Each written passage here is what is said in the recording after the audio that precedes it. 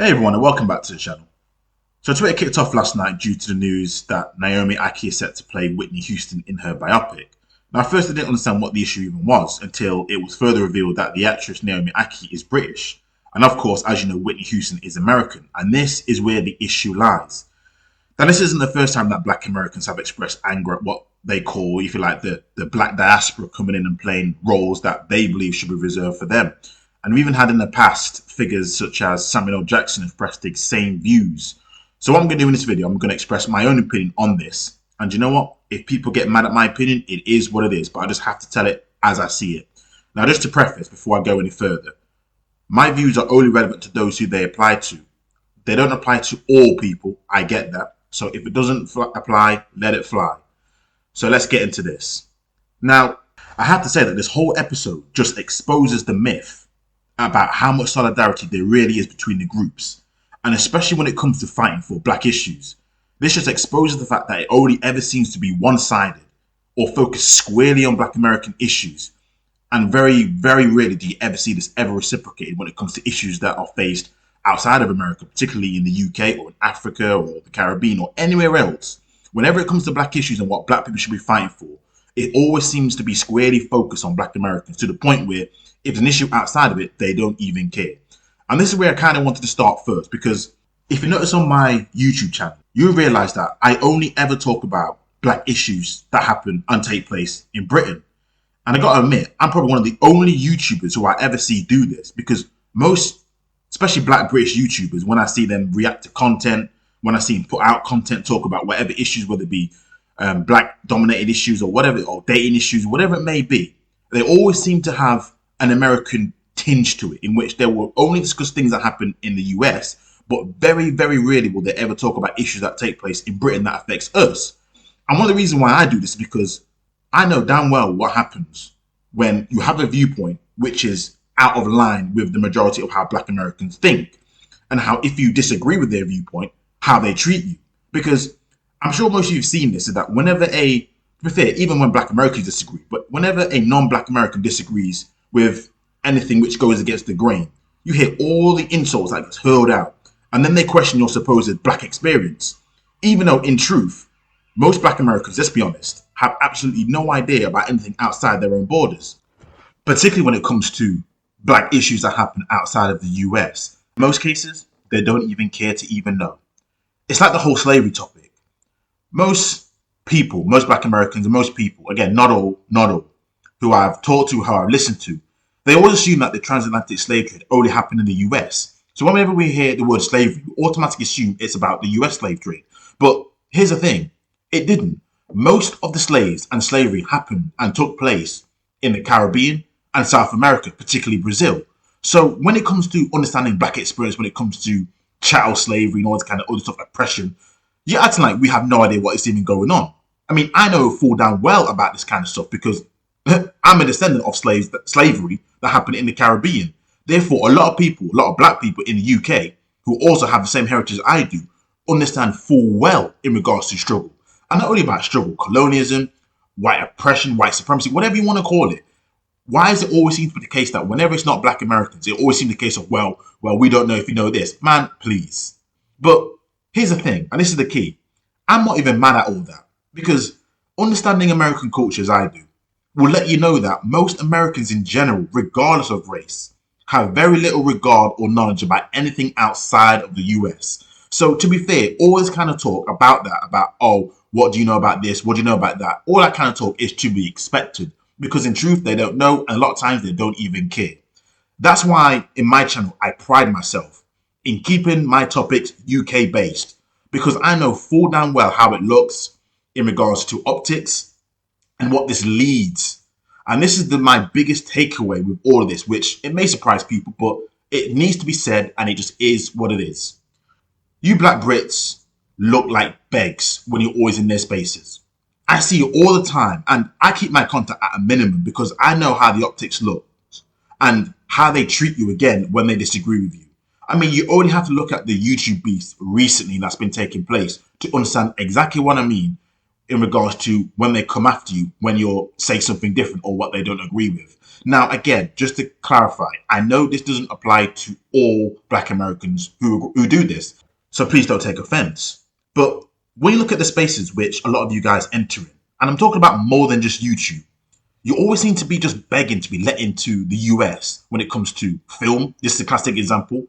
Music, art, fashion, whatever it is that you always want to be on. You always seem to want, you look like begs, just following after the Americans.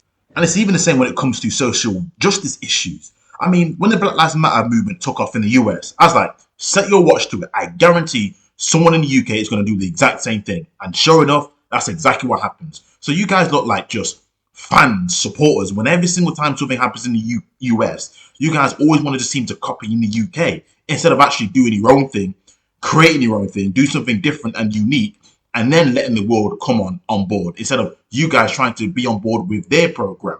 So I don't know why you guys get mad when they reject you and you start crying about this and crying about that. I mean, I'm like sitting back thinking, why are you surprised? I mean, this isn't the first time this has happened. And let's be honest, let's really be honest. Americans, for the most part, Black Americans in particular, are very xenophobic. Yes, they are. And I'll say this on that. And this is something which I find quite ironic being in the UK, and I think people in the UK will probably understand what I'm saying, is that people only seem to care about anything that happens and takes place in London. Yeah. Whenever I see a Black event or anything talk about the Black community or any films that reside and have a sizable amount of Black people, the only seen place that they ever talk about is London. And that's the only place that gets talked about, as if A, London is the only place in the UK, which isn't, and B, it's the only place that has a substantial amount of Black people in it, which is not. So I always find it amazing and just ironic when I hear Black Londoners complain about this kind of stuff, because I'm like, listen, try living outside of London in the UK and see what your life is like. I mean, I actually heard one Black Londoner say, and this is how I compare Londoners to Americans in terms of how oblivious they are in regards to the rest of the UK. Because I heard one Londoner say Birmingham is in the north of England. Now, if anyone knows anything about the UK will know how laughable that statement was. But it isn't surprising, because this is how I see Londoners for the most part. Not all again, not all, but for the most part. A lot of Black Londoners are like the Americans in terms of what they know about the UK. They don't know much outside of London and the home counties. Let me just add that in, because when it comes to living outside of London, it's mainly the home counties to talk about, which is the South. So that's what I find so funny about it. But my main takeaway from this whole episode is, do you not see how one-sided it is when it comes to support, when it comes to not only just Black issues, but when it comes to Black achievement? Because it always seems to be the case of, we as Brits, Black Brits, we do support, empathise, and we do celebrate when it comes to achievement. We empathise and support your causes, films, music, art form, the lot. But when it comes to be the other way around and celebrating successes of Black Brits, it always seems to be the case of, well, we'll always celebrate it until maybe you come to a stage where, I don't know, you may feel as if you're taking over from us. Even though when you look at the statistics and stats, particularly when it comes to this issue of Black Brits in the film industry, that could be further from the truth. I mean, there's only seems to be about 4 or 5 names off the top of your head which are recycled. But outside of those 4 or 5 names, majority of the Black actors are American. But it's not those that they focus on. They focus on the ones that they do see, which aren't American, which just shows you that, again, you guys look like fans. And because you look like fans and begs, they treat you accordingly. So when a fan gets their own shine, guess what happens? Jealousy creeps in, because you aren't supposed to have that shine. At least not the shine that takes it away from them. They think that you should stay in your lane. I mean, I have not heard the complaints that you have regarding this than when Forrest Whitaker, for example, played Idi Amin in The Last King of Scotland, or when Denzel Washington played in For Queen and for Country, Chadwick Boseman in Black Panther, or Mustafa Sakir, who played Bushman in Luke Cage. These were all non-Black American roles, but we didn't have this sort of issue. Why? Because we saw you in us, but it doesn't seem to be you see us in you. Now, people point to some of this and say, well, some of those are fictions, therefore it kind of is different. But again, that didn't stop Samuel Jackson and others complain about the actor in Get Up, which, if anyone's watched that, that's clearly based on fiction, but that didn't matter, did it? Because that was not the issue. It seems to be just like when females and feminists call for equality, when actually in truth, they want equality when it suits them. And on that note, One thing interesting point about that is I have not heard to this day, correct me if I'm wrong again, white Americans complain when non-white Americans are casted frequently in roles which you could argue are meant for them. I'm talking about Daniel Day-Lewis is a classic example, who played as Abraham Lincoln. You look at the Hemsworth brothers. Chris Hemsworth played in Thor. Hugh Laurie, he played in House. Benedict Cumberbatch and Gary Oldman. The list goes on. But you know what the reason why that is? It's because they understand that two things. Number one is acting, which means, the best actor should play the role. And number two is because guess what? At the end of the day, they are still white people. But when it comes to black people, we're so tribal, we're so stupid, we're plagued by petty differences, and what Marcus Garvey said. And this is why this thing's come to fore about, let's be honest, something which it just doesn't make any sense. But that's my thoughts on the issue. That's what I just wanted to share. Let me know your thoughts in the comments. Until next time, I'm out.